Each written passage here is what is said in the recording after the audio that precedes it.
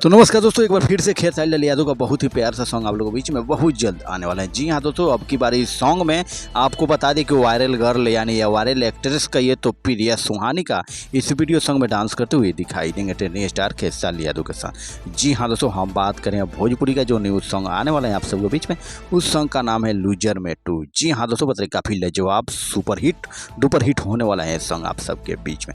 जी हाँ दोस्तों, वहीं बात करें तो भोजपुरी के ट्रेंडिंग स्टार खेसारी यादव के साथ रही हैं फीमेल सुपरस्टार गायिका शिल्पी राज।